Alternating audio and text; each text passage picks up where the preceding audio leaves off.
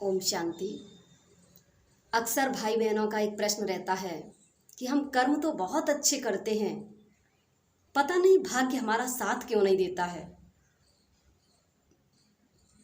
अगर आपने बीज अच्छा डाला है तो फल अच्छा ना मिले, ऐसा कभी हो नहीं सकता है।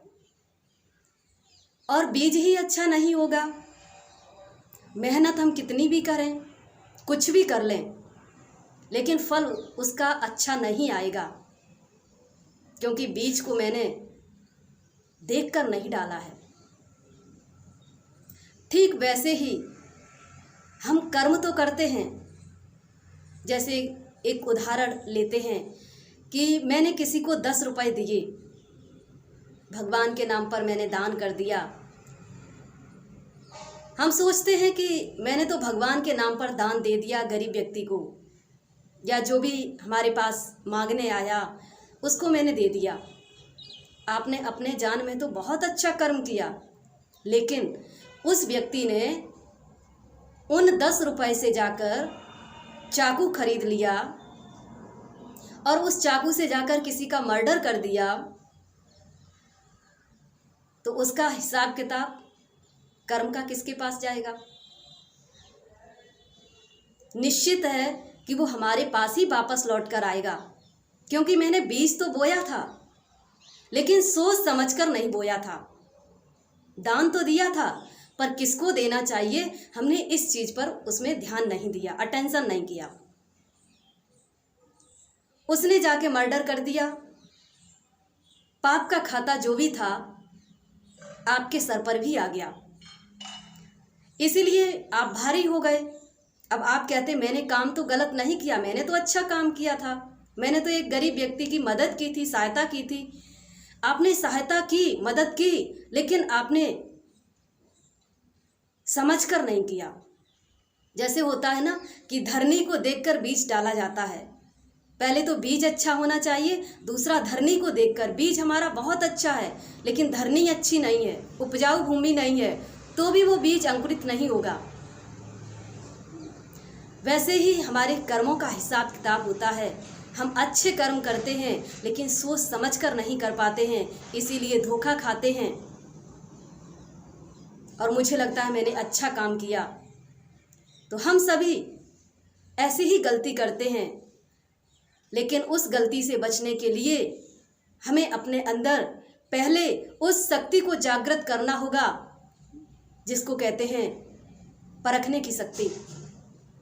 जब तक परखने की शक्ति हमारे पास नहीं है, तब तक हम सही निर्णय नहीं ले सकते हैं, और सही निर्णय नहीं होंगे तो हमारा कर्म निश्चित रूप से अच्छा नहीं होगा।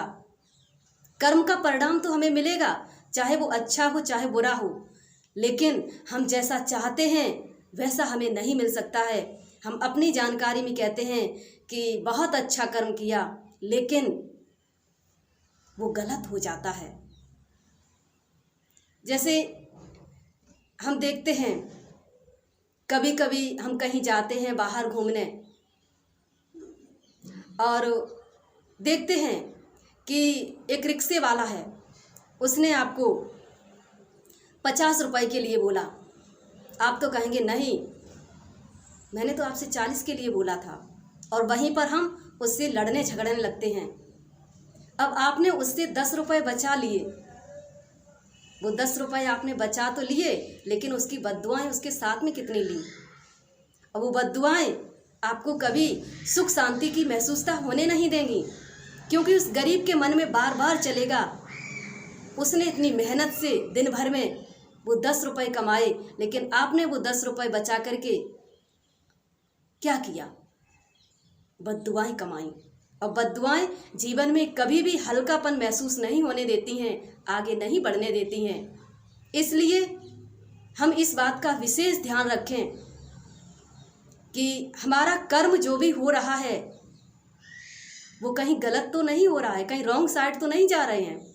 यदि हम रॉन्ग साइड जा रहे हैं और हमें लगता है कि वो हम राइट साइड है, बिल्कुल हम सही रास्ते पर जा रहे हैं, तो ऐसा भ्रम हमारे भाग्य में लकीर लगा देता है और हमारा भाग्य जो अच्छा होना चाहिए, श्रेष्ठ होना चाहिए, वो वहीं पर रुक जाता है, एक कदम हम पीछे आ जाते हैं।